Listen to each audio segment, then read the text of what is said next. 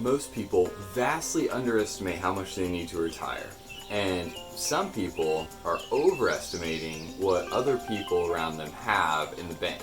Now, a lot of people are looking at their neighbors and they see their new car or their new house. Often all just smoke. And so we're going to review here the things that you really have and how to know how much you'll need in future chapters in life as we break down each individual age bracket's net worth for today. My name is Daniel Bradley, and every 4 weeks I take a deep dive into a specific topic to make you healthy, wealthy, and wise. And we're all about wealth this week. It's all about money and understanding the best path forward for your financial journey. Last month I built up my health with a month focused on yoga. The month before that was a wisdom month with digital detox. You can check out all that content by subscribing to this channel, this feed, and check me out on my website, dfbradley.com. But first, let's get wealthy. In 4 weeks this month, we're going to change your money game. The first week is all about what you want. The second week is all about what you need. The third week is all about what you have. And the fourth week is all about having a bigger hope for your financial future. When we got married, we had two very fulfilling jobs that did not pay very well. Couple that with student debt, a car loan, a new house, and we were living the American dream. We just were broke. We had basically zero net worth. Fast forward to today, and we've done a complete 180 in our full financial picture. We still have all those things, we just have a very different net worth, and it's grown from the bottom of the stack for our age bracket all the way to the top. And we'll review each of those age brackets pretty soon in this video.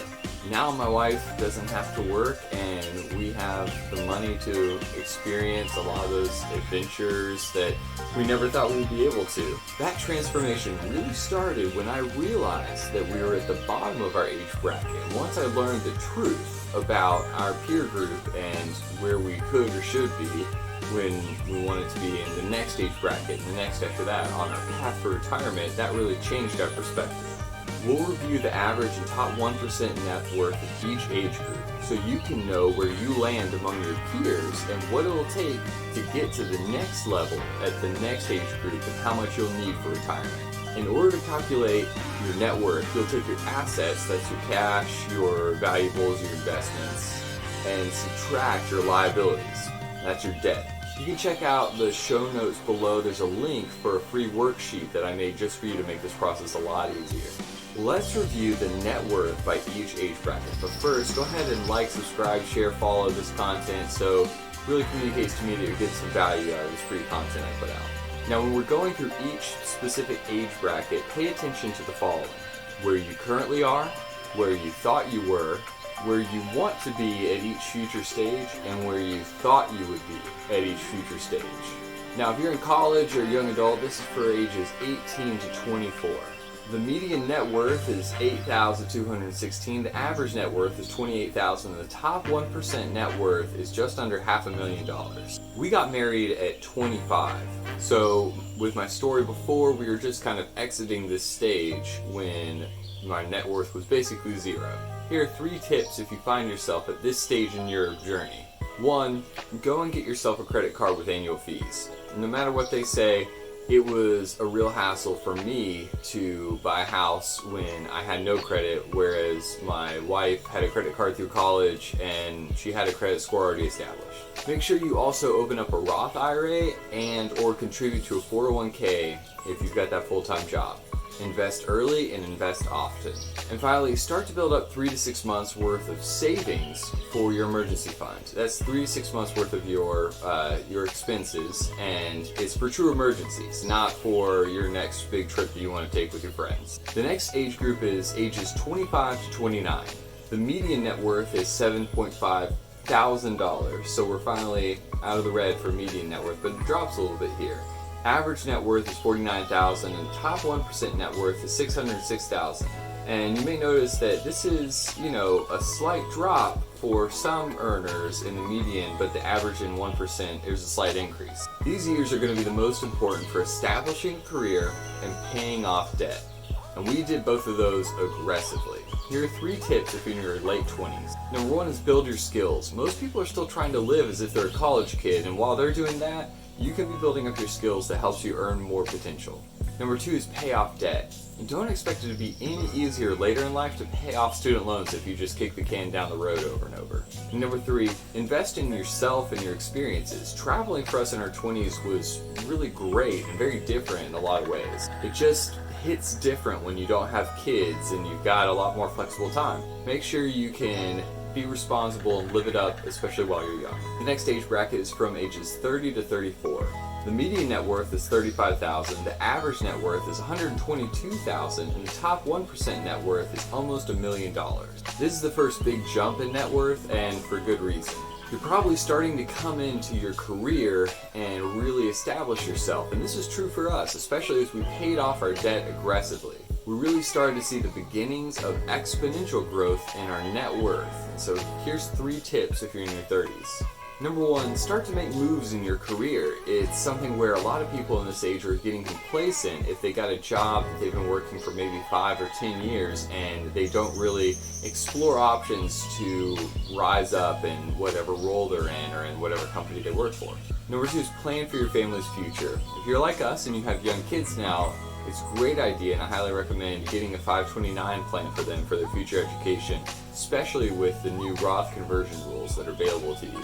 Number 3 is get strategic about your big expenses. Houses, cars, savings, vacations, especially retirement are big goals, and they need time to really accumulate money towards whatever you are projecting needing in the future. The next age bracket is from ages 35 to 39. The median net worth is $55,000, the average net worth is $274,000, and the top 1% net worth is $4 million. Here's where our personal experience runs its course based on my age, I'm sure you can tell, but I can report that we already will far exceed the average based on, the benefits of our long-term investments in the stock market and real estate over the past 10 years now. From this stage on, it's a lot more about ratios than it is about hard dollar amounts. And so here are 3 tips if you're in this stage of life. 1 is eliminate bad debt. That includes credit card and other bad loans. Things with high interest. I also include car loans and house payments if you find that amount of money you're paying towards that debt is eating into your ability to pay for other things that you need or want. Number 2, 20% of your income should be going to retirement savings. Not saving for a trip or a boat or your next car. Those are all extra things. This should be your long-term needs. And finally, number 3, a benchmark should be your net worth being about 2 times whatever your income is, at minimum. The next age bracket is from your 40s up to just before your 50s. The median net worth is $164,000, the average net worth is $761,000, and the top 1% net worth is just over $10 million. If you're in your 40s, my condolences. Just kidding. 40 is the new 30, so here's 3 more tips for this next decade.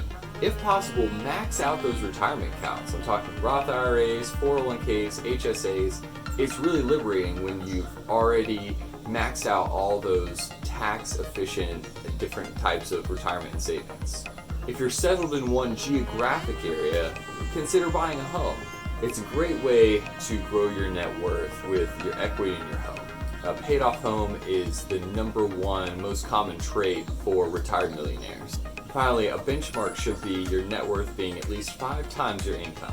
Now, if you're in your 50s, the median net worth is $171,000, the average net worth is $1.1 million, and the top 1% of earners is $17.5 million. You're starting to really see that median net worth plateau here at $171,000. That's if they're just only paying into their house and they're not doing any other type of retirement savings. One of the largest catalysts for this group is inheritance. Specifically, by this point, if your family has wealth to transfer, it's likely to have happened. But you can't assume this is going to happen. Many people at this stage get caught because they assumed they were going to get some kind of inheritance that helps pay off the lingering debts and the lack of retirement savings. Here are 3 tips if you're in your 50s. Beware your lifestyle creep and midlife crisis buys. You'll see your friends falling into this trap, and it's really easy to do, especially if you just become an empty nester. Number 2, keep a close eye on your retirement plan and your progress. The assumptions and plans that you made 10 years ago, they can change rapidly, and those numbers need to be refreshed. And number 3, actually track your spending. It's easy to get laxed at this stage, but tracking your spending and really paying attention to those numbers is going to help you with the first and second tip. Now, if you're in your 60s, the median net worth is $271,000, average net worth is $1.2 million, and the top 1% net worth is $16.5 million.